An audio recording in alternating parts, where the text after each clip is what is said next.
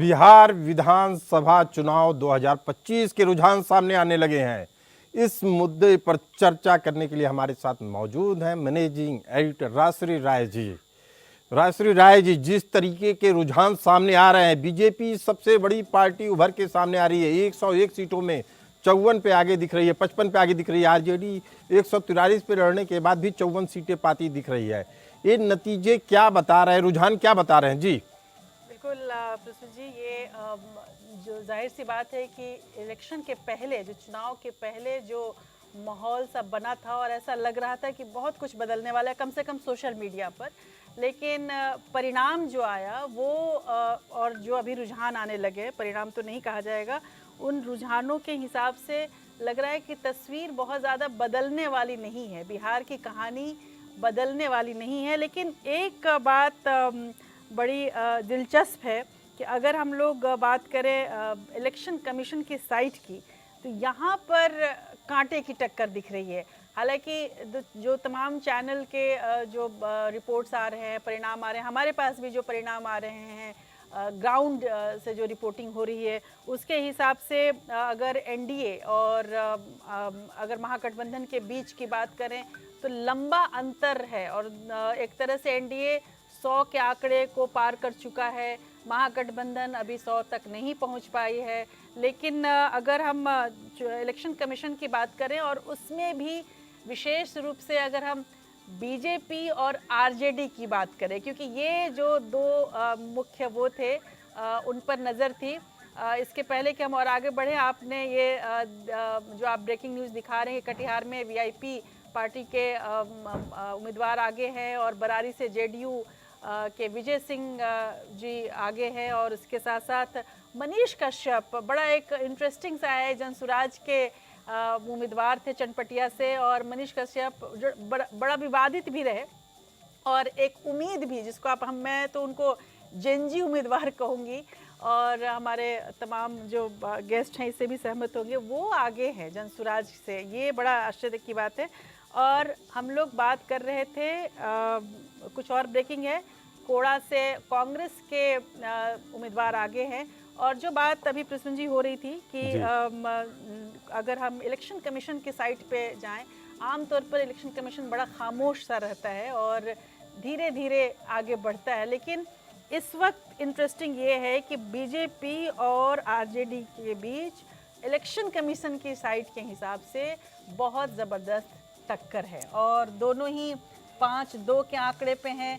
इसके ठीक पहले, अभी तो 5 और 2 का दिख रहा था प्रसून जी, और इसके ठीक पहले दोनों ही बराबरी पर दिख रहे थे। तो इलेक्शन कमीशन बराबर पे लेके चल रहा है। बहरहाल इन तमाम, आरा से बीजेपी के संजय टाइगर आगे हैं। आरा का जो सीट है वो बेहद महत्वपूर्ण है, क्योंकि ये जो संजय टाइगर इनका नाम है, ये वहाँ से लड़ रहे थे। लेकिन वहाँ पर दरअसल इस वक्त कहा जा रहा है आरके सिंह को, जिनको टाइगर के रूप में वो किया गया था। लेकिन आरके सिंह जो मंत्री रह चुके थे, हमारे ऊर्जा मंत्री रह चुके थे, और जिस तरह से उन्होंने एक बिल्कुल खिलाफ मोर्चा खोल दिया था बिहार सरकार के लिए, वो एक बड़ा फैक्टर समझा जा रहा था कि काम आएगा।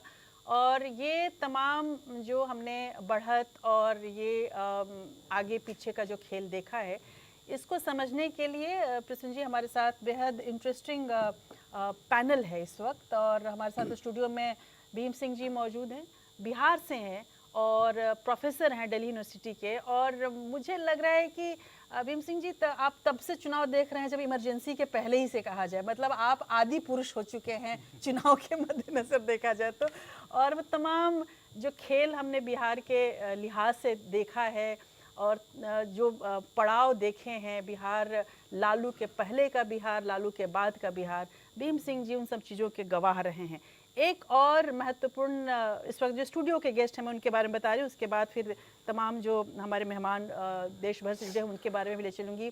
एक और जो महत्वपूर्ण गेस्ट हमारे साथ जुड़े हैं, ज्योति कलश जी आईएएस रह चुके हैं, और साथ में इस बार बड़ी कोशिश थी इनको खींच कर लाने की चुनाव में और तमाम दलों के द्वारा। लेकिन फ़िलहाल तो ज्योति जी ने अभी चुनाव में जाने का निश्चित नहीं किया, लेकिन चुनाव की पकड़ ज़रूर है, चुनाव के तमाम नतीजों पर पकड़ ज़रूर इनकी है।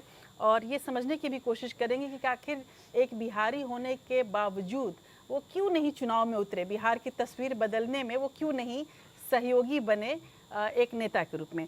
विक्रांत यादव हमारे साथ हैं और विक्रांत एक वरिष्ठ पत्रकार भी हैं और पूरे चुनाव के दौरान जैसे आप तमाम पत्रकारों को आपने जैसे देखा होगा कि लगातार वो ग्राउंड पर थे, विक्रांत भी लगातार बिहार में घूम रहे थे, लेकिन विक्रांत के घूमने में और वो जो बड़े पत्रकार हैं उनके घूमने में एक अंतर था।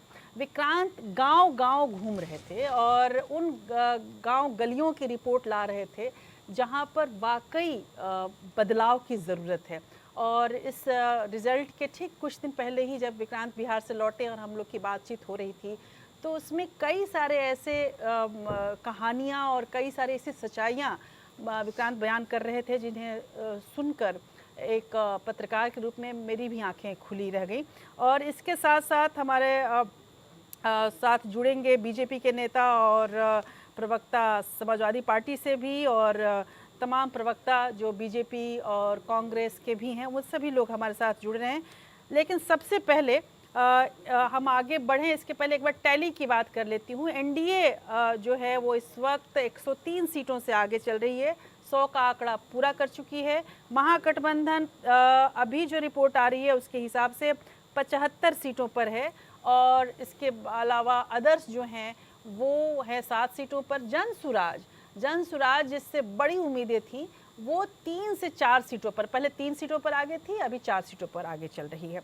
तो कुल मिलाकर ये देखा जाए तो एक नई तस्वीर है। प्रसून जी, सुबह से इस चीज़ को बढ़ाए जा रहे हैं आंकड़ों को भी और आखिर आपने 100 तक पहुंचा ही दिया बीजेपी को और एनडीए को। सबसे पहले प्रसून, जब आप बिहार गए थे तो आपकी एक रिपोर्ट जो आपने की थी कि भाई आपने आते ही कहा था कि कुछ नहीं होगा, बदलाव तो नहीं होने वाला है, उसके किस आधार पे आपने कहा? उसके पीछे 2 कारण थे। जिस तरीके का लोग कह रहे हैं कि यह चुनाव विकास के नाम पे हुआ है, लेकिन मैं फिर मानता हूं कि जाति अहम रोल निभाया, उससे ज्यादा अहम रोल धर्म निभाया। बीजेपी और जेडीयू की सफलता सुशासन से ज्यादा जातिवाद के ताने बाने को तोड़ने में रहा।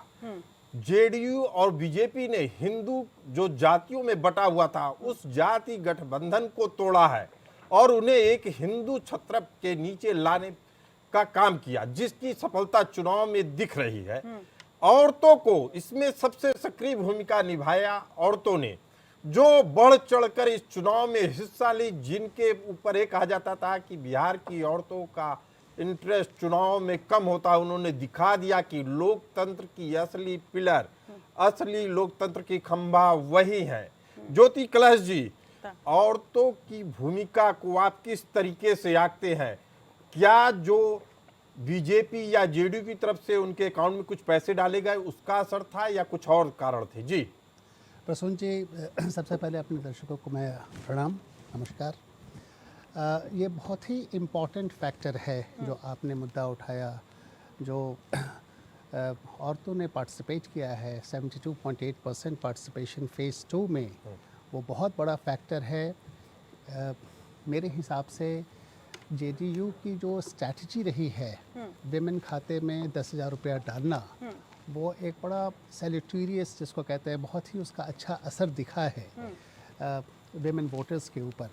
और जो कुछ भी लॉस हुआ जेडीयू को, मेरे हिसाब से जो मेरा आकलन है, फर्स्ट फेज़ में उसको कवर अप किया है जेडीयू ने सेकंड फेज़ में, तो और इससे फ़ायदा बीजेपी को भी हुआ है। ज्योति जी, तो फिर ये जो आंकड़े हम लोग देख रहे हैं एनडीए के, इन आंकड़ों में आप किसका योगदान ज़्यादा मान रहे हैं? आप इन आंकड़ों में क्या ये समझ रहे हैं कि ये जो 100 से ऊपर का जो आंकड़ा है एनडीए को जो मिला है, इसमें जेडीयू का हिस्सा ज़्यादा है, जेडीयू की काबिलियत है या बीजेपी की सफलता है?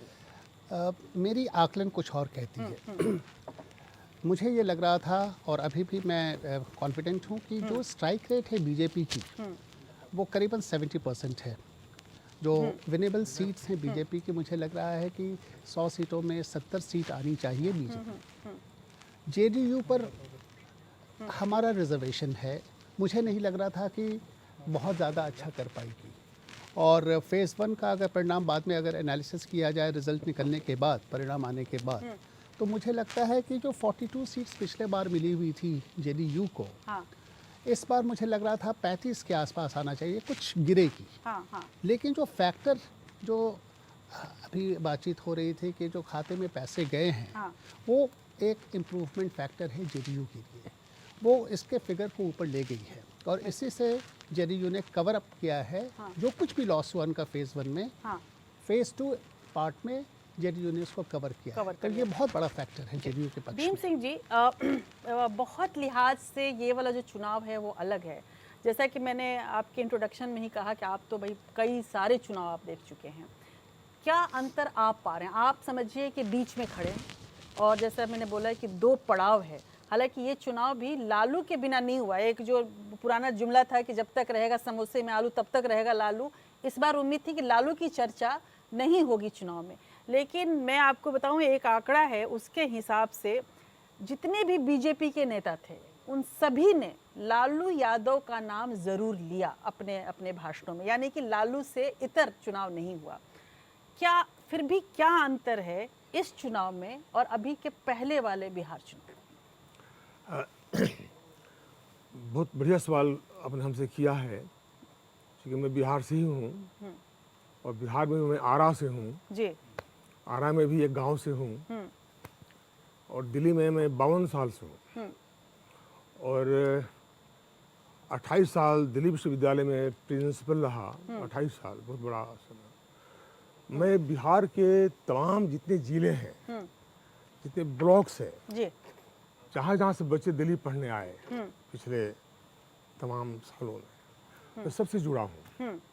और मैं यदि ये कहूँ, मैं अपने को एरोगेट नहीं कर रहा हूँ, I am not arrogating myself, जी।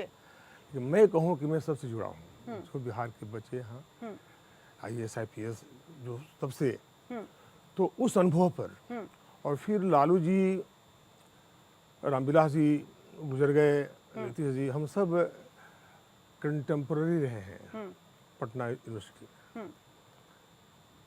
कहीं हम सीनियर थे, कहीं लालू जी जूनियर थे, कहीं रामविलास जी, तो हम सब जुड़े हुए थे। जी। बिहार ने जो दशा और दिशा दिया है देश की पॉलिटिक्स को, उस पर मैं बखूबी कर सकता हूँ कि मेरा उस पर अधिकार है बोलने का। जी। या वही देश है, देश का हिस्सा वही बिहार है जहाँ से देश को दिशा भी मिला है और दिशा भी मिला है, दशा भी थी। तो आपको लग वो रहा था है कि जो 75 का बिहार के नतीजे आ रहे हैं वह दशा और दिशा दोनों उचित जा रहे हैं या नहीं जा रहे हैं, यही पूछना चाह रहे हैं जी। एकदम उचित जा रहे हैं। मैंने आपसे मैं पूरा सहमत हूँ और आपसे मैं हाथ जोड़ करके आपसे मैं अपना विरोध आपके तर्कों से कि ये औरतों का, बिहार की औरतों का अपमान कहा जाएगा यदि ये कहा जाए कि 10,000 रुपया दे करके उनकी सहानुभूति लेकर के ये वोट। नो, बिहार की औरतें, अनपढ़ औरतें, मेरी माँ भी अनपढ़ थी जो मुझे पढ़ने दिल्ली भेजा और मैं यहाँ बना प्रिंसिपल। बिहार की तमाम वो औरतें जो अनपढ़ थी वो इतनी पढ़ी लिखी हैं कि वो 10,000 रुपए के चक्कर में कभी नहीं आती कुछ है। नहीं करेंगी। लेकिन बेहद जैन जी, अहम सवाल, हाँ जी। अवल वो है। लेकिन विक्रांत, ये जो चुनाव है इसके पीछे एक टाइमिंग बड़ा इम्पोर्टेंट है। एक जो आपने कुछ ही दिन पहले देखा जो नेपाल में हुआ, और बिहार, मैं इसलिए सवाल ये लेके आ रही हूँ कि नेपाल का बहुत बड़ा हिस्सा जो बॉर्डर है वो बिहार से लगा है और नेपाल जैसे हम लोग के लिए रोटी बेटी का रिश्ता है हमारे साथ। यहाँ पे तीन चीज़ें, बिहार में इस वक्त सबसे ज़्यादा 85% लगभग युवा वोटर थे।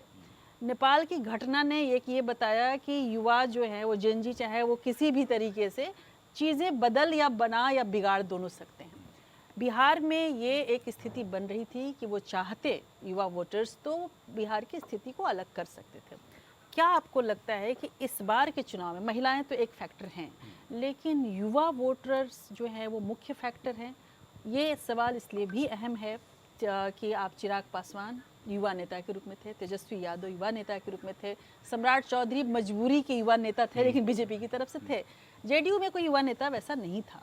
उसके बावजूद जो ये आंकड़े बता रहे हैं तो ऐसा लग रहा है कि युवाओं ने भी अनुभव पर ज़्यादा विश्वास किया, युवाओं पे कम किया। देखिए, थोड़ा सा मैं इसमें असहमत हूँगा राशि, ये क्योंकि आप देखिए कि वैसे तो एग्जिट पोल के सर्वे अभी, क्योंकि चुनाव के नतीजों के बाद हम उसका गहन विश्लेषण करेंगे और एग्जिट पोल्स पर ज़्यादा विश्वास नहीं किया जा सकता, क्योंकि अब उनका क्या डाटा है, किस तरीके का है, वो पूरी डिटेल्स नहीं देते। लेकिन एक्सिस चूँकि जाना पहचाना एक सर्वे, पुराना सर्वे, तो उसके डाटा में मैंने जो पाया और हमने जो देखा कि जो युवा वर्ग है, खास तौर पर जो फर्स्ट टाइम वोटर्स हैं और जो 20 से 29 साल के बड़ी वोटर्स हैं। खबर है विक्रांत जी, आपको रोकना चाहेंगे, बड़ी खबर आ रही है।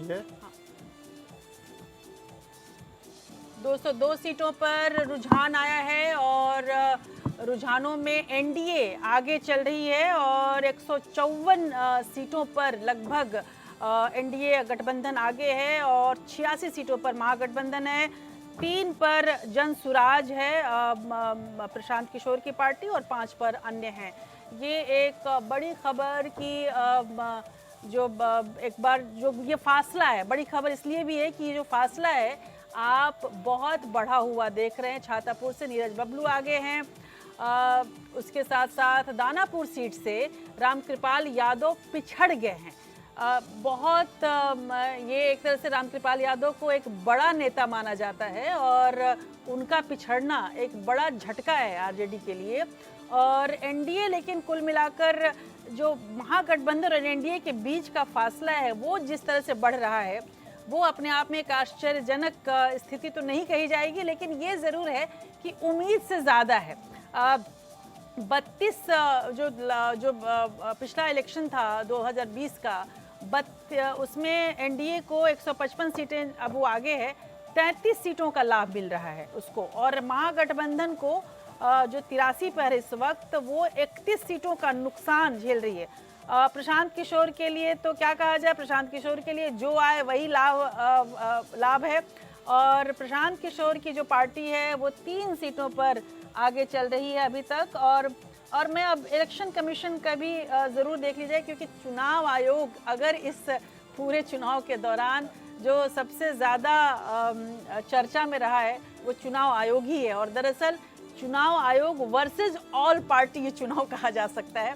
और उसके हिसाब से 16 सीटों पर बीजेपी आगे है और जनता दल जो है वो जेडीयू 9 सीटों पर। अंतर ये समझिए कि बीजेपी और जेडीयू ने बराबरी सीटों पर लड़ाई लड़ी थी और दोनों में से अभी तक बीजेपी को लाभ होता दिख रहा है, यानी कि कुल मिलाकर देखा जाए तो बहुत खुशी की बात नहीं है नीतीश कुमार के लिए। जो ये कहा जा रहा था कि उनको एक तरह से विदाई दी जा रही है, वो ऐसा होता हुआ रुझानों में तो नहीं दिख रहा है। और आरजेडी 4 सीटों पर, यानी जेडीयू और आरजेडी के बीच में टक्कर दिख रही है। हमारे साथ मनोज पंडित जी भी जुड़े हैं और रवि अरोड़ा जी अभी जुड़ने वाले हैं हमारे साथ। रवि अरोड़ा जी आ चुके हैं हमारे स्टूडियो में। अभी जो विक्रांत आपसे बात चल रही थी, अब आंकड़े आ गए हैं तो ये और स्पष्ट हो रहा है कि बीजेपी को ही लाभ हुआ है, यानी बीजेपी जिसके पास बहुत सशक्त युवा चेहरा कोई नहीं था उस तरीके से, लेकिन जो परिणाम तो नहीं, रुझान जो हैं उसमें ऐसा लग रहा है कि युवाओं का भी विश्वास बीजेपी पर रहा। देखिए, चुनाव आयोग के आंकड़े अभी जो हैं वो पोस्टल बैलेट के आंकड़े आए हैं और पोस्टल बैलेट में हमेशा बीजेपी को आम तौर पर ज़्यादातर जगह बीजेपी को बढ़त मिलती है। लेकिन मुझे अभी भी ऐसा लगता है कि जब फाइनल आंकड़े आएंगे एनडीए के, तो मुझे लगता है कि उस टैली में बीजेपी से आगे जेडीयू निकल सकता है। और क्योंकि नीतीश, ये इस चुनाव के सबसे बड़े फैक्टर मुझे ऐसा लगता है कि नीतीश कुमार थे, और एनडीए के जो सबसे बड़े हीरो जिसका जादू वहाँ पर बिहार के चुनाव में दिखाई दिया तो वो नीतीश कुमार ही थे। प्रधानमंत्री नरेंद्र मोदी से ज़्यादा चर्चा जो एनडीए के वोटर्स थे उनके बीच में नीतीश कुमार थे। और ये भी बहुत चर्चा थी कि जेडीयू का वोटर क्या ट्रांसफ़र करेगा कि नहीं बीजेपी की तरफ, क्या वो चिराग की तरफ ट्रांसफ़र होगा कि नहीं, ये सब चीज़ें भी अभी देखनी पड़ेंगी जो थोड़े टाइम बाद जब नतीजे। और वैसे भी राजश्री जी ये बड़ा क्लोज कंटेस्ट रहेगा, तो मुझे लगता है कि जो आमतौर पर 10-11 बजे तक 11 बजे तक एक मोटी तस्वीर आ जाती है, आज हमें इंतज़ार करना पड़ेगा, क्योंकि 35 से 40 सीटें ऐसी हैं जो बहुत ही क्लोज कंटेस्ट में रहने वाली हैं। तो पूरी पिक्चर साफ होने में थोड़ा समय लगेगा, लेकिन अभी के जो आंकड़े हैं उसके मुताबिक हम ये कह सकते हैं कि एनडीए का गठबंधन आगे दिखाई दे रहा है। लेकिन विक्रांत, एक और सवाल इसके पहले कि मैं रवि जी पे जाऊं, और प्रसून जी भी लगातार वो जो इलेक्शन कमीशन जो आपने कहा वो जब हम लोग साइट प्रसून जी भी चेक कर रहे थे तो उसमें एक चीज़ और भी है। एलजेपी को लेकर जिस तरह से उम्मीदें बांधी जा रही थी, चिराग पासवान को लेकर जिस तरह से उम्मीदें, और चिराग पासवान जिस तरह से भावतोल कर रहे थे बीजेपी के साथ, और ऐसा लग रहा था कि वो अंदर खाने में वो यहाँ मंत्री नहीं वहाँ अपने आप को मुख्यमंत्री देख रहे हैं। एलजेपी की पकड़ जो है वो कुछ खास दिख नहीं रही है। जितनी सीटें उनको 29 सीटें मिली थी उनको, 3 सीटों पे ही महज 3 बढ़त सीटों है। पर आगे हैं। इतनी कवायद के बाद, इतने सपोर्ट के बाद क्या माना जाए कि रामविलास पासवान के बाद ये जो पकड़ है एलजेपी की वो कमजोर हुई है और चाचा ने भी भतीजे का नुकसान किया है? देखिए, मुझे ऐसा लगता है, मैं शुरुआत से कह रहा हूँ, आपसे जब मिला था तब भी कहा था कि इस चुनाव में जो सबसे बड़ा सेटबैक लगेगा वो एनडीए की तरफ से चिराग पासवान की पार्टी को ही लगेगा। उसके 2-3 कारण भी हैं कि एक तो उनका एक कैंडिडेट का पहले ही पर्चा वो खाली हो गया था, तो 29 नहीं, एक तरह से टेक्निकली 28 सीटों पर लड़ रहे थे। हाँ। और उसमें भी उन्हें 12-13-15 सीट ऐसी थी जिस पर कभी भी एनडीए का कोई कैंडिडेट जीता नहीं है, वहां पर हमेशा आरजेडी जीती है। तो चिराग के लिए बहुत मुश्किल थी, उनको दिखाने के लिए था। और एक चीज और याद रखनी पड़ेगी हमें कि नीतीश कुमार बहुत बड़े पॉलिटिशियन हैं, और नीतीश कुमार के साथ जिस तरीके का 2020 के चुनाव में चिराग पासवान ने किया, वो खुद को प्रधानमंत्री नरेंद्र मोदी जी का हनुमान बताते रहे और पूरे चुनाव में नुकसान पहुंचाते रहे नीतीश कुमार को। तो नीतीश कुमार कभी वो भूले नहीं थे, और जो जनता का भी, जो नीतीश कुमार के समर्थक हैं, वो बिल्कुल उनके जहन में वो सब चीजें थी। और अकेले चिराग पासवान ऐसे पॉलिटिशियन थे जिन्होंने 2020 के चुनाव में ये तक कहा था कि चुनाव के बाद नीतीश कुमार को जेल भेजेंगे। नीतीश कुमार की छवि आज तक बहुत साफ सुथरी, और इस तरीके की बात उनके खिलाफ कभी उनके सख्त विरोधी तेजस्वी यादव ने भी इस तरीके की बात नहीं की। विक्रांत जी, इस मामले में मैं आपसे 2 सवाल सीधा सीधा पूछना चाहता हूँ, छोटे जवाब के साथ।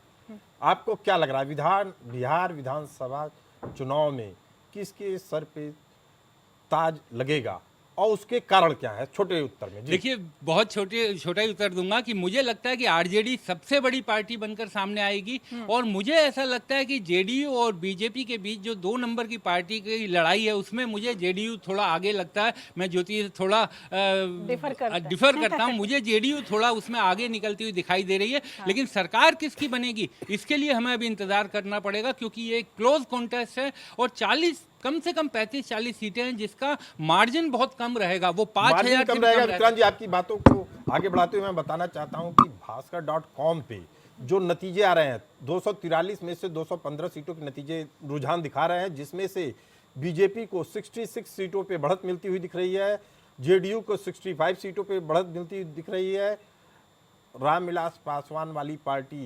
एलजेपी को 5 सीटों पे बढ़त मिलती दिख रही है, और अन्य को 2 पे। महागठबंधन की बात करें तो जन स्वराज को 2 पे, महागठबंधन की बात करें तो 72 सीटों पे वह आगे चल रही है, जिसमें से 66 सीटों पे आरजेडी यानी बीजेपी और इनकी बढ़त बराबर है। कांग्रेस को 4 सीटों पे, सीपीआई-एमएल को 2 सीटों पे, और अगर जन स्वराज की बात करें तो 2 सीटों पे वह आगे है। एमआईएम की बात करें तो वह 1 सीटों पे आगे है। राजश्री जी, एक बड़ा सवाल इसमें ये उठता है कि ओवैसी की पार्टी भले से 1 सीट पे बढ़त बनाए हुए है, लेकिन माना जा रहा है सीमांचल की 15 सीटों पे आरजेडी को तगड़ा नुकसान पहुंचाई है। इसको इन्होंने हल्के में क्यों लिया? जी नहीं, मुझे नहीं लगता है प्रसून की एआईएमआईएम को हल्के में लिया है आरजेडी ने। दरअसल मुस्लिम वोटों का इस बार शायद बिहार में सबसे ज़्यादा बंटवारा अगर हुआ है तो मुस्लिम वोटों का हुआ है। जेडीयू मुस्लिम वोटों पर ही आधारित थी। चिराग पासवान की पार्टी भी जहाँ पे भी है वैसा नहीं कि अब मुस्लिमों के लिए वो अछूत थी, आरजेडी तो थी ही। बीएसपी जिसने हर एक सीट पर कैंडिडेट उतारे, 111 कैंडिडेट उतारे बीएसपी ने लगभग, उसने भी अपने हिसाब से दलित वोट काटे, और उसमें दलित में पसमंदा मुस्लिम जो हैं वो भी शामिल हैं। और उसके साथ साथ प्रशांत किशोर ने सबसे ज़्यादा जो वो क्षेत्र था जहाँ मुस्लिमों का, उन्होंने खुलकर मुस्लिमों को टिकट दिया। यानी कि और एआईएमआईएम तो थी ही, यानी कुल मिलाकर देखा जाए कांग्रेस ने भी मुस्लिमों को दिया। तो कुल मिलाकर अगर देखा जाए तो एक जो नुकसान हुआ है वो ये हुआ है कि मुस्लिम वोट अगर इसको अगर केक समझ लिया जाए तो इस केक के खाने वाले या इस केक को बांटने वाले बहुत ज़्यादा हो गए, जिसका नुकसान सीधे सीधे आरजेडी को इस आकलन मिला के है। पक्ष में मैं एक बात और कहना चाहूंगा कि जो आपने बताया है, मुझे लग रहा है वही आंकड़े भी बता रहे हैं। जैसे बीजेपी को, ये चुनाव आयोग के आंकड़े अब मैं बता रहा हूँ, बीजेपी को 21 सीटें दी जा रही हैं, जेडीयू को 16 दी जा रही हैं और आरजेडी को, जिसको सबसे बड़ी पार्टी बताई जा रही है, अभी आंकड़ों में वह तीसरे नंबर की और दोनों के मुकाबले बहुत पीछे है। 5वें हिस्से की भागीदार बन रही है। बिल्कुल। रवि जी अभी हमारे साथ हैं प्रसून, और रवि जी जिसको एक बहुत मशहूर संवाद है फिल्म का, दीवार फिल्म की, कि जिसमें अमिताभ बच्चन जाते हैं और भगवान से कहते हैं कि खुश तो बहुत हो गए तुम। हालांकि ये सवाल मुझे बीजेपी वालों से पूछना चाहिए था कि आज वाकई वो खुश तो बहुत होंगे कि जिस तरीके से सम्राट चौधरी को प्रशांत किशोर ने धो डाला था और उम्मीद ये की जा रही थी कि बीजेपी को नुकसान हो रहा है, वो सब कुछ नहीं हुआ। और ऐसा लग रहा है कि सारी बातें एक तरफ, सारे दावे एक तरफ, सारे आरोप एक तरफ, बीजेपी एक तरफ। जी बिल्कुल, देखिए 2 दशकों बाद एक बार फिर से नीतीश कुमार मुख्यमंत्री बनने जा रहे हैं। मैं स्पष्ट कह दूं आपको, बहुत ही जो 3 बजे आप स्थिति देखेंगे, आपके चैनल पर भी ढोल बजते हुए दिखाई देंगे, कहीं ना कहीं आप खुद दिखाएंगे इस चीज़ को। क्योंकि देखिए, समझने वाली बात यह है कि इस समय जो बीजेपी का प्रदर्शन है पहले से बहुत बेहतर हुआ है। दूसरी बात, चिराग पासवान को लेकर एक दाव खेलने की कोशिश जरूर की थी बीजेपी ने, उसमें कहीं ना कहीं नुकसान होता नजर आ रहा है। लेकिन उसके बावजूद जनता दल यूनाइटेड मतलब कहीं ना कहीं दोबारा से एक बार नीतीश कुमार के नेतृत्व में वहाँ पर जो एनडीए जो है सरकार बनाएगा। और तेजस्वी यादव, क्योंकि वो देखिए 3 तरफा लड़ाई है, 3 पार्टियों की बड़ी लड़ाई है, और 3 पार्टियों में तेजस्वी यादव प्रदर्शन अच्छा कर रहे हैं, लेकिन कांग्रेस का वो जनाधार, क्योंकि संगठन ही नहीं था वहाँ पर, वो कुछ बड़ा नहीं कर पाई। इस वजह से कहीं ना कहीं पूरी तरह से नुकसान होता दिख रहा है। दोबारा से एक बार फिर मैं मानता हूँ, हो सकता है फिर आरजेडी इस बार भी लार्जेस्ट पार्टी बन के दिखाई दे, लेकिन यह भी सच है कि इस बार का बीजेपी का प्रदर्शन सबसे बेहतर रहा है। और खासकर जहां जनता दल यूनाइटेड और बीजेपी की जो लड़ाई, मतलब जो गठबंधन है, यह पूरी तरह से सफल होता नजर आ रहा है। मतलब साफ है, एसआईआर के मुद्दे पर, वोट चोरी के मुद्दे पर जो एक नैरेटिव सेट किया था विपक्ष ने, वो पूरी तरह से फेल होता नजर आ रहा है। क्योंकि वोट चोरी के जो लोग थे, जो बताए जा रहे थे 65 लाख लोग, वो सड़कों पर नजर नहीं आए, वो सिर्फ कार्यकर्ता थे। तो ये साबित हो गया है कि बिहार के लोगों ने उसे नकार दिया है। मोदी जी जो लगातार जंगल राज की बात करते रहे, क्योंकि जहां भी चुनाव हो रहे थे तो मोदी जी का कहीं ना कहीं जो है किसी ना किसी मंच पर बोल रहे होते थे, तो लोगों ने इस बात को समझा है और खासकर मोदी जी को कि उस बात को माना है। उस बात को मैं समझता हूं। रवि जी, मुझे लग रहा है कि यहाँ पर एक परिवर्तन करने की ज़रूरत है विचार में। इनफैक्ट मैं ये अगला सवाल मैं यही करने वाली थी, और ये सवाल मैं अपने सभी मतलब सभी अपने पैनलिस्टों से भी करूँगी।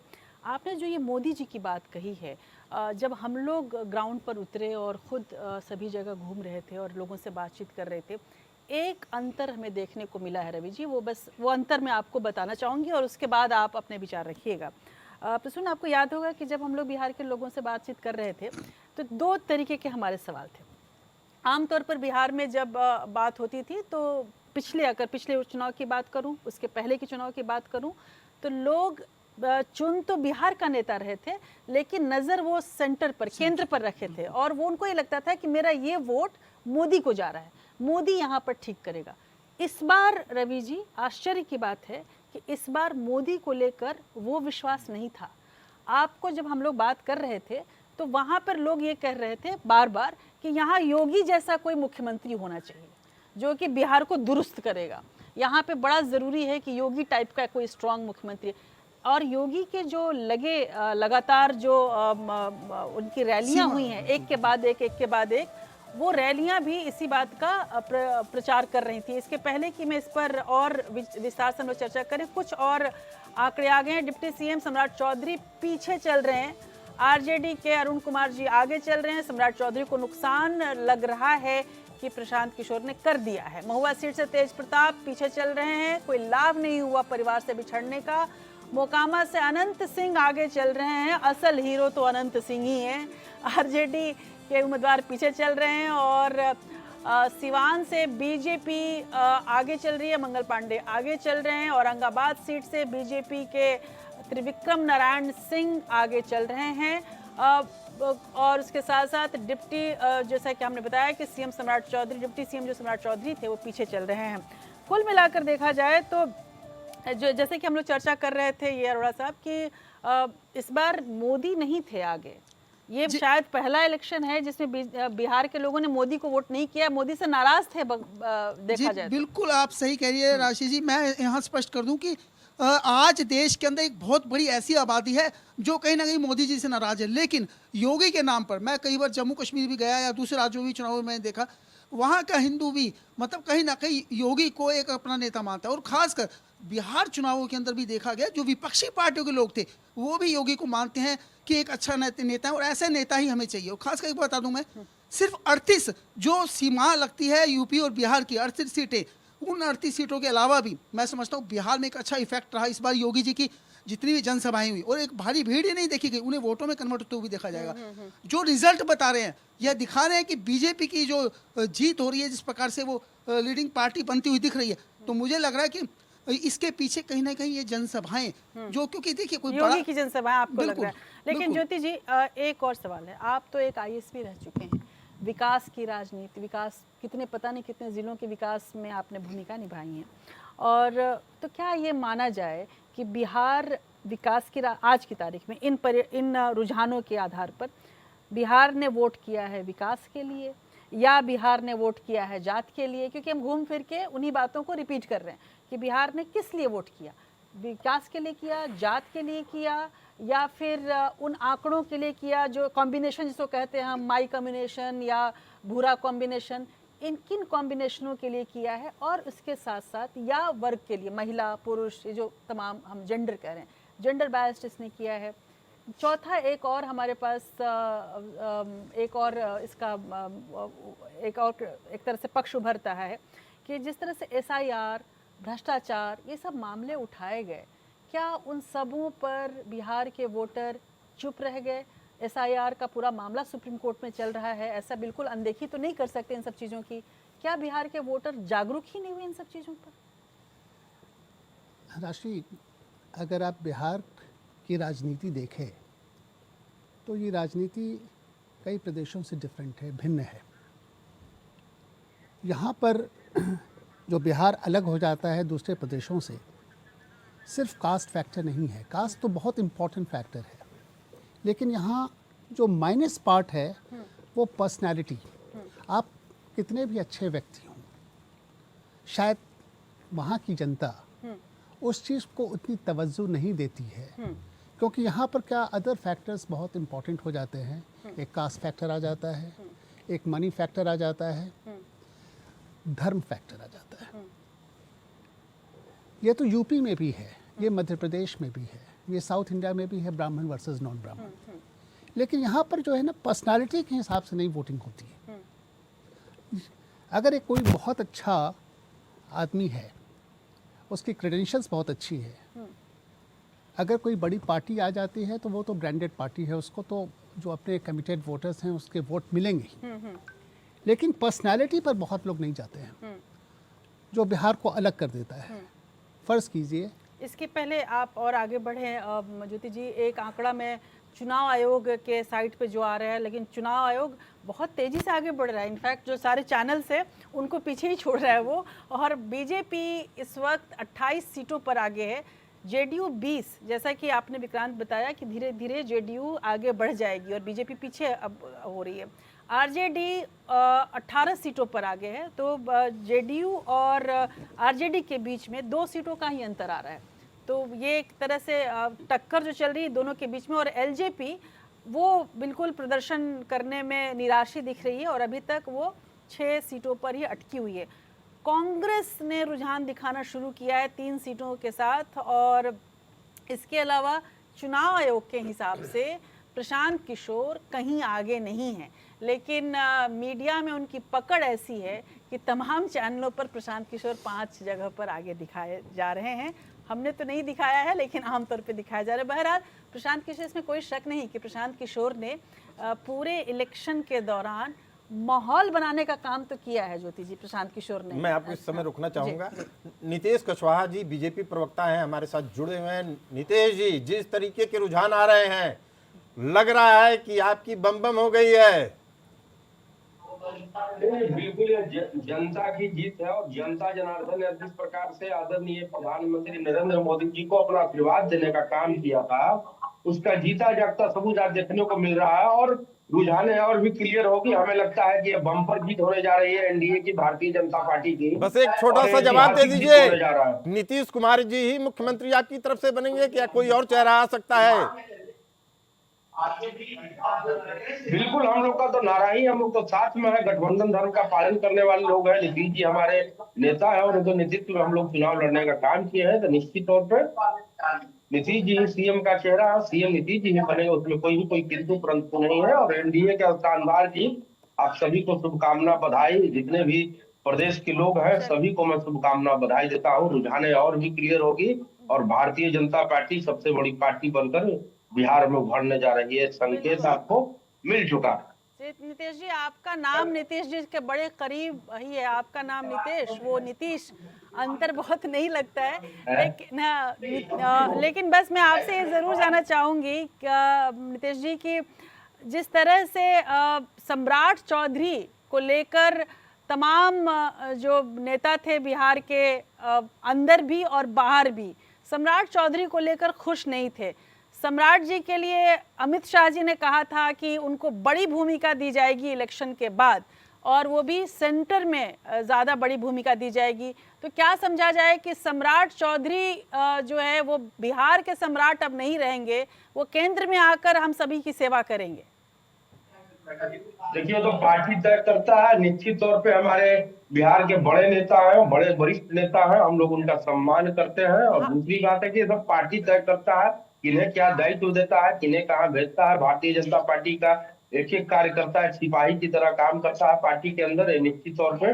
और देखने को मिल रहा है आज का चुनाव में जो परिणाम आ रहे हैं आप लोग के सामने, निश्चित तौर पे बिहार की जनमानस ने विकास को चुना, नीतीश जी के एजेंडा को चुना, मोदी जी को चुना और बिहार के युवा अपने भविष्य को चुना है। निश्चित तौर पर दिखने को मिल रहा है आपको। नितेश जी, इसको सम्राट चौधरी के लिए बार बार इसलिए पूछूंगी कि वो जीते या हारें, आप लोगों के लिए प्रिय नेता बने ही रहेंगे, जाहिर सी बात है। तो क्या आप लोग उन्हें सेंटर में कुछ काम करते हुए देखना चाहेंगे? नहीं, देखिए, किसी पार्टी कार्यकर्ताओं की बात नहीं है। तो पार्टी तय करता है, संगठन तय करेगा किन्हें कहाँ भेजेगा, कहाँ लगाएगा। निश्चित तौर पे उनको उपलब्धि मिलती है तो हम लोग को खुशी होगी। इससे बड़ी और क्या खुशी है कार्यकर्ता, सामान्य पदाधिकारी, पार्टी के प्रवक्ता को क्या मिल सकता है कि भाई उनका नेता आगे बढ़ रहा है। यही खुशी है। और पार्टी देखिए, आज पूरा बिहार भगवामय होने वाला है। जिस प्रकार से हम लोग ने एकदम प्रभु श्री राम के आदर्शों का पालन किया हूँ और भगवा में आज पूरा बिहार होने जा रहा है निश्चित तौर पर। चलिए अभी देखते हैं, अभी तो इब्तिदाई इश्क है ये नीतीश जी, अभी तो आगे आगे देखिए क्या होता है। पर जाहिर सी बात है कि अब तक जो रुझान आ रहे हैं वो थोड़ा अलग है। विक्रांत, जो ये रुझान अगर इनकी बातों को कहा जाए, समझा जाए और इस रुझान के हिसाब से समझने की कोशिश की जाए, तो अब आपको एक और आंकड़े दूंगी ताकि आपको अपना कमेंट डालने में आसानी हो। बीजेपी इस वक्त चुनाव आयोग के हिसाब से 35 सीटों पर आगे चल रही है, जेडीयू 33 सीटों पर आगे चल रही है, राष्ट्रीय जनता दल 23 सीटों पर आगे है और लोक जनशक्ति पार्टी ने दौड़ लगाई है और 6 से 10 पर पहुंच गई है।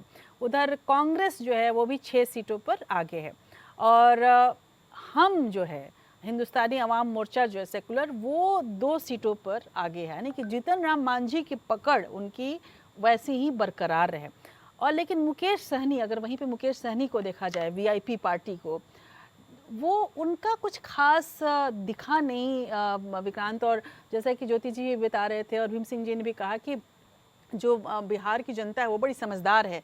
हालांकि कास्ट को आप अलग नहीं कर सकते, बिहार और जात को आप अलग नहीं कर सकते, ये इस चुनाव से भी स्पष्ट हो रहा है। लेकिन जात की भी बात अगर करें तो मुकेश सहनी एक बड़ा फैक्टर बन के उभर रहे थे, इसलिए आरजेडी ने उनको पकड़ा भी, अपने साथ रखने की भी कोशिश की। और निषाद वोट वाकई बिहार में बहुत है, बहुत लंबा क्षेत्र है जो जल से जुड़ा हुआ है, लेकिन फिर भी उनका कोई कमाल नहीं है, पहली बात। तो ऐसा क्यों लग रहा है? दूसरा एक और बड़ा सवाल ये है कि क्या ये माना जाए कि बीजेपी जो है वो एक तरह से नंबर 2 है और जेडीयू को आगे लेकर उसे चलना एक तरह से उसकी मजबूरी है, इसीलिए नीतीश नीतीश नीतीश नीतीश हो रहा है। देखिए, बिना नीतीश के तो अभी इस समय वर्तमान परिस्थितियों में हम कुछ सोच ही नहीं सकते बिहार में एनडीए के पर्सपेक्टिव से। निश्चित तौर पर अटल बिहारी वाजपेयी जी के ज़माने से बीजेपी की ये इच्छा है और उनका हर कार्यकर्ता चाहता है कि वहाँ पर उनका मुख्यमंत्री बने, लेकिन बिहार का जो पॉलिटिकल चरित्र है वो बिल्कुल दूसरी तरह की राजनीति होती है। कम से कम अभी हाल फिलहाल या अगले कुछ सालों में ऐसा नहीं होने जा रहा कि बीजेपी वहाँ पर अपने बूते पर अकेले चुनाव लड़ सके। बिहार जो है वो एक तरह से बहुत बड़ी सामाजिक न्याय की भूमि रही है और पिछले 30-40 सालों का आप देखिए पीछे मुड़कर तो नीतीश और लालू यही दोनों केंद्र बिंदु रहे, चाहे विपक्ष में रहे या साथ में रहे या अलग रहे, लेकिन हमेशा राजनीति इन्हीं दोनों के बीच में घूमती रही। और इन दोनों की राजनीति भी इस तरीके की रही कि भले ही वो कांग्रेस के साथ रहे या बीजेपी के साथ रहे नीतीश, इन्होंने कभी भी अपने साथी राष्ट्रीय दल को उस तरीके से आगे नहीं बढ़ने दिया कि क्षेत्रीय दलों की ताकत कम हो जाए। यानी कि वहां पर जो सामाजिक शक्तियां हैं वो अपने आप को कमजोर नहीं होने देना चाहती और यही कारण है कि बीजेपी के लिए अभी काफी मुश्किल है। वो सोच जरूर सकते हैं, इच्छा जरूर जिता सकते हैं कि हमारा मुख्यमंत्री वहां पर कभी बने। और निषाद वोट की जो आपने बात की ना राष्ट्रीय, ये कई सर्वेज में भी ये साफ आ रहा है कि जो मल्लाह वोट है वो दोनों तरफ बटे हैं और इनके आरजेडी के पास आने के बावजूद कोई खास ऐसा फायदा नहीं हुआ कि पूरे वोट ट्रांसफर हो गए। 50-50 के करीब सर्वेज में दिखाया जा रहा था, एक्सिस में भी और बाकी सर्वे में भी। और दूसरा, जो चुनाव से ठीक पहले एक अफवाह उड़ी कि वो काफी नाराज चल रहे हैं और जो बीच चुनाव में ये और कि वो एनडीए के साथ बातचीत कर रहे हैं, तो इसका भी, इन सब चीजों का भी बहुत असर पड़ता है। तो मुझे लगता है कि कोई बहुत बड़ा फैक्टर वो आरजेडी के पक्ष में इस चुनाव में बनते हुए नहीं दिखाई देंगे। बिल्कुल। भीम सिंह जी, आप इस वक्त जितने पैनल पे लोग बैठे हैं सबसे सुखी आप ही हैं। मतलब अगर आरजेडी का कोई सरकार बनती तो भी दोस्त का बेटा बन गया और नीतीश अगर बन गए तो दोस्त बन गया, साथ लाठी खाई थी और चलो वो दोस्त बन गया। लेकिन वाकई नीतीश अगर बनते हैं, हमने 3 उनका एक टर्म देख लिया, आरजेडी के साथ भी देख लिया, बीजेपी के साथ भी देख लिया। आप और हम दोनों ही जानते हैं, मैं भी बिहार से हूँ, आप भी बिहार से हैं, प्रसून भी पूर्वांचल से हैं। तो ज्योति जी, इस वक्त देखा जाए तो पैनल जो है वो बिहार डोमिनेटेड पैनल इस वक्त है, केवल अरोड़ा जी को हटा दें तो वो उस हिसाब से अगर देखा जाए तस्वीर नहीं बदली जिसकी उम्मीद थी कि बिहार में जब जाएं, अभी भी आप जाएं तो वही गरीबी, वही खाली प्लेट, वही निराला की कविता कि वो आता 2 टूक कलेजे के करता, पछताता पथ पर आता, वही चीज़ें चल रही हैं। क्या ये माना जाए कि नीतीश अपने इस दौर में, अगर नीतीश बनते हैं मुख्यमंत्री, तो अपने इस दौर में, मैं समझ रही हूँ कि ये उनका शायद आखिरी मुख्यमंत्रित्व काल रहेगा, इस दौर में वो बिहार को बदल देंगे? क्योंकि विजन कुछ शेयर नहीं किया उन्होंने इस दौरान। मैं इस चुनाव को और रूप में देख रहा हूँ। बेशक ये चुनाव बिहार में हो रहा है, हम लोग चर्चा कर रहे हैं बिहार पर, लेकिन चुनाव बिहार से परे है। बिहार की जनता ने, बिहार की अनपढ़ जनता जिसको हम कहते हैं, उस जनता ने देश को वोट दिया है। विकास तो हुआ है। नीतीश ऐसा ईमानदार आदमी चूंकि हमारे साथ रहे हैं, हम साथ हम लोग पढ़े हैं। नहीं, बायस नहीं होना है आपको, दोस्ती की बात ईमानदारी नहीं करनी है। मैं बात कर ईमानदारी की बात कर रहा हूँ। मैं यदि आप तुलना करें सारे नेताओं के लिए तो नीतीश अक्षरशः सबसे अधिक ईमानदार रहे और आज हैं। मैं दावे के साथ कर सकता हूँ, ईमानदारी के साथ कर सकता हूँ, इससे बायस में नहीं हूँ। तो नीतीश का पर्सनल व्यक्तित्व, ईमानदारी का एक, कहाँ चारा कांड से सब कांड छोड़ दो, नीतीश का अपना एक चरित्र रहा है जो आज उसके पक्ष में है। वोट हुआ है। नंबर 1। नंबर 2, मैंने आपसे कहा कि चुनाव बिहार में हुआ है, बिहार का चुनाव है, लेकिन बिहार की जनता ने इसको एक अलग रूप में देखा है, जिसको देश से जोड़कर देखा है। और इसीलिए यहाँ पर मैं सहमत हूँ प्रसून जी से, यहाँ पर जात धर्म से उठ करके लोगों ने वोट, गरीब लोगों ने, औरतों ने, ये जो वोट का जो औरतों वाली जो बात है, एक मिनट मुझे शासन पूरा कर लूं, ये जो परसेंटेज बढ़ा है वोट का, इतना अधिक बिहार में वोट पड़ जाना, इसका मातृशक्ति ही कारण है। जिस प्राइम मिनिस्टर के माँ को आप गाली दोगे मंच से,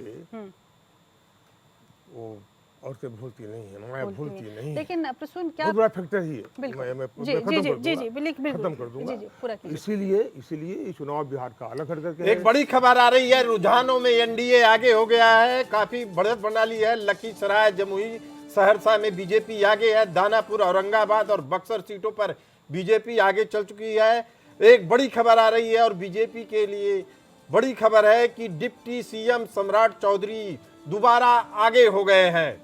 मोकामा में अनंत सिंह और मनेर में भाई वीरेंद्र सिंह आगे चल रहे हैं। जमुई विधानसभा में बीजेपी उम्मीदवार श्रेयसी सिंह 2000 मतों से आगे हैं।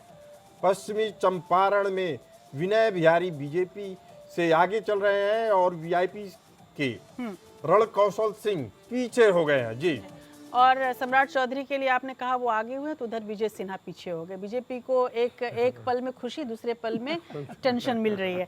तो आपका ये मानना है भीमसेन जी कि ये चुनाव बिहार बदलने का नहीं, देश बदलने का है।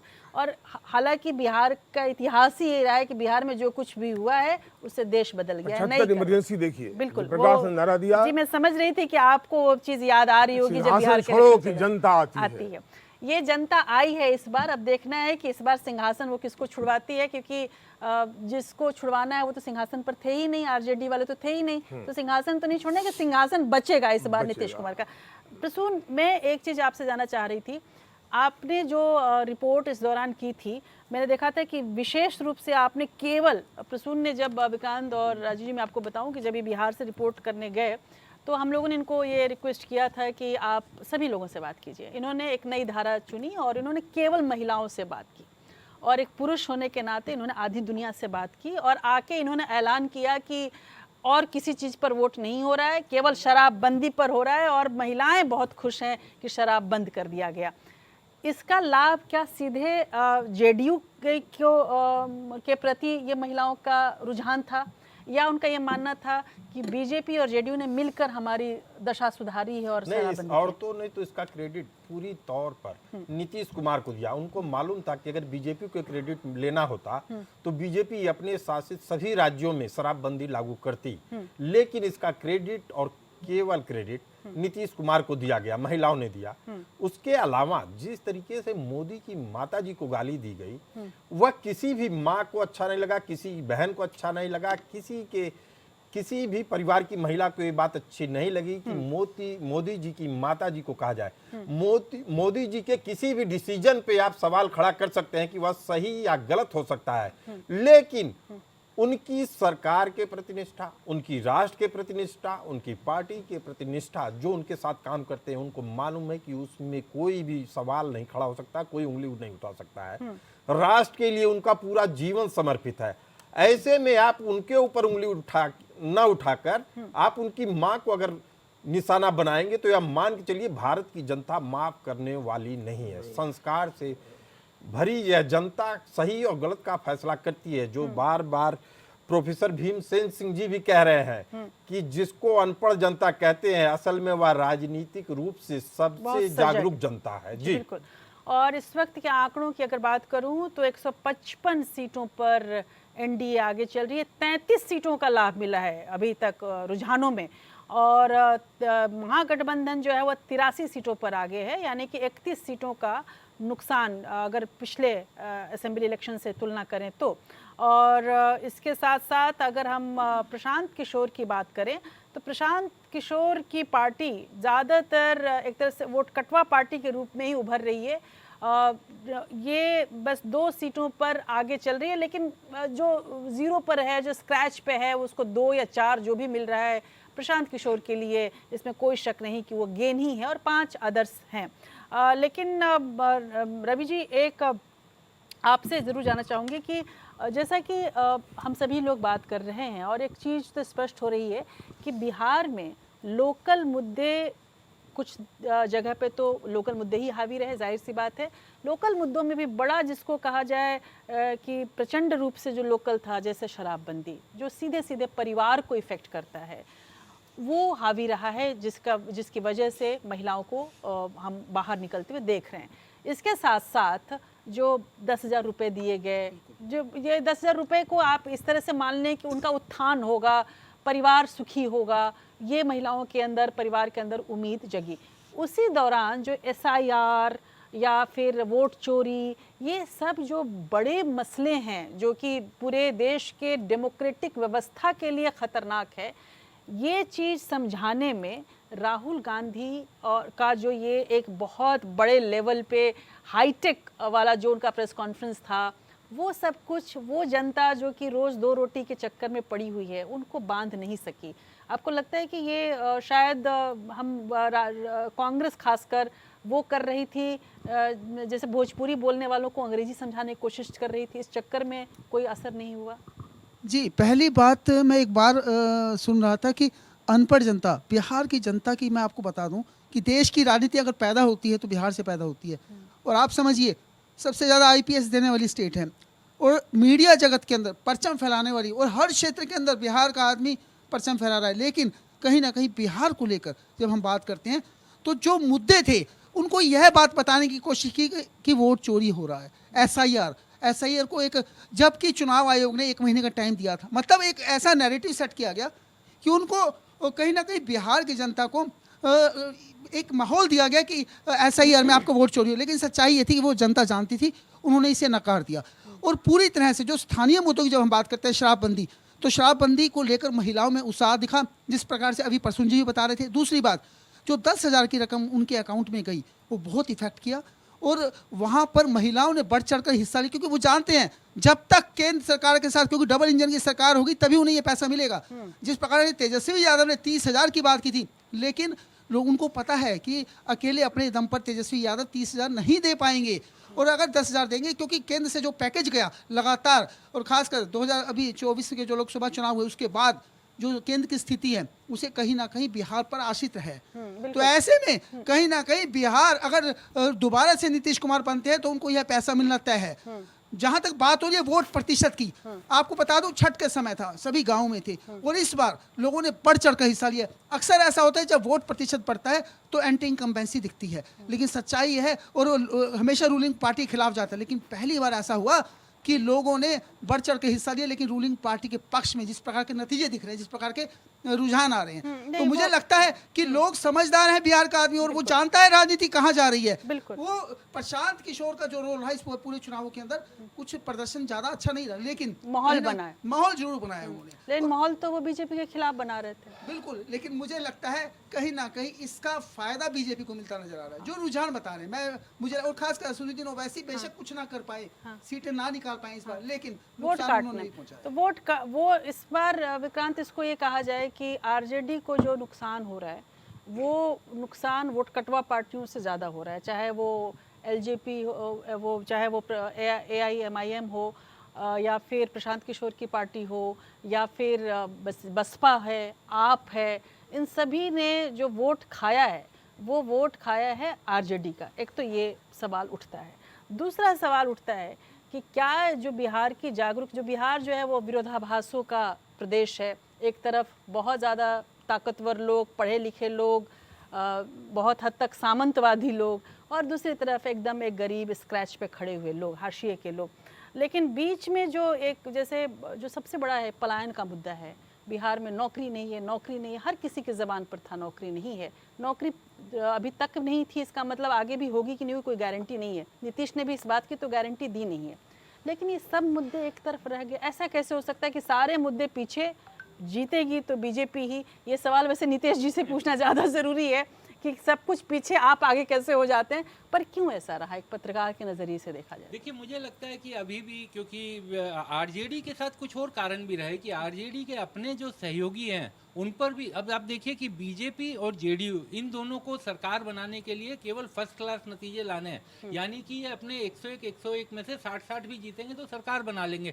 लेकिन आरजेडी खुद डिस्टिंक्शन लाकर भी सरकार नहीं बना पाएगी, क्योंकि वो सबसे बड़ी पार्टी भी बन सकती है। आप मानिए कि अगर वो 75 तक भी पहुंच गई, 80 तक भी पहुंच गई, उसके बाद भी उसके लिए सरकार बनाना बहुत मुश्किल है, क्योंकि उसके जो सहयोगी हैं वो उस सरकार का जो जादुई आंकड़ा है उसे पूरा करने में उसका सहयोग नहीं कर पा रहे। तो ये कुछ दिक्कतें हैं। और निश्चित तौर पर देखिए, मैं ये नहीं कहूँगा कि 20 साल के बाद जेडीयू और बीजेपी के खिलाफ लोगों में गुस्सा नहीं था। लोग सरकार, बीजेपी भी ये जानती थी और जेडीयू भी जानती थी, वरना बीच चुनाव में आप एक बड़ी खबर आ रही है, रुझानों में फिर नीतीश कुमार सरकार बनाने जा रहे हैं। Deputy CM Vijay Kumar Sinha Lakhisarai seat से पीछे है, रघुनाथपुर से आरजेडी उम्मीदवार आगे चल रहे हैं, ओसामा साहब आगे चल रहे हैं। जी, और नितेश जी, मैं आपको बताऊं कि जेडीयू अब आपसे आगे आ गई है।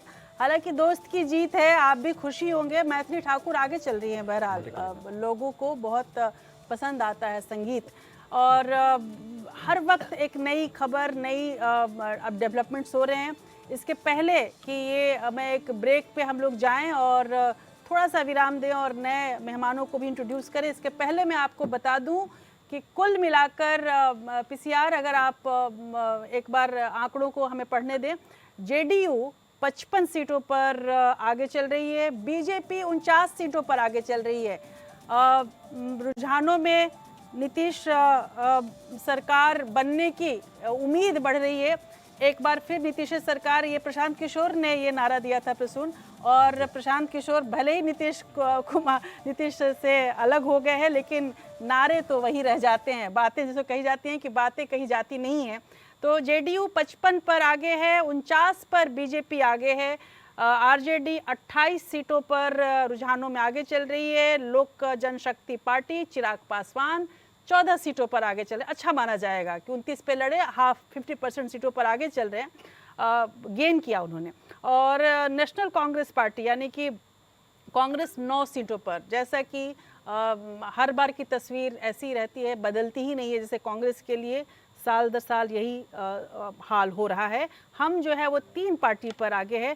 कम्युनिस्ट पार्टी जो है सीपीएमएल वो 2 पे, और उसके साथ साथ विकासशील इंसान पार्टी यानी कि वीएसआईपी जो है वो भी 1 सीटों पर आगे है। एआईएमआईएम जो है वो 1 सीटों पर आगे चल रही है। यानी कि हर एक दल को बिहार में कुछ न कुछ मिल रहा है, एक्सेप्ट आप और बीएसपी और आप बिल्कुल वोट कटवा के रूप में उभर रही हैं। हालांकि आपके जो उम्मीदवार हैं उनकी कहीं कोई पूछ नहीं है, और जनसुराज भी अभी तक कोई खाता इलेक्शन कमीशन के हिसाब से नहीं खोल पाई है। तो कुल मिलाकर जो आंकड़े हैं वो चौंकाने वाले तो नहीं कहूँगी, लेकिन इसमें कोई शक नहीं कि दिलचस्प होते जा रहे हैं। और जो छोटा भाई था यानी कि जेडीयू, जिसको हम छोटा भाई कहते हैं अगर बीजेपी के लिहाज से देखा जाए, छोटा भाई बड़े भाई के रूप में उभरे हैं। नीतीश कुमार चुप रहकर भी, और तमाम तरह के हमने सोशल मीडिया पे उनके लिए, उनके स्वास्थ्य को लेकर तमाम खबरें आती रहीं, ये सब कुछ दरकिनार करते हुए जेडीयू ने अपना झंडा गाड़ना शुरू कर दिया है। एक ब्रेक लेंगे, ब्रेक के बाद नए मेहमानों के साथ ये पैनल आपके सामने होगा।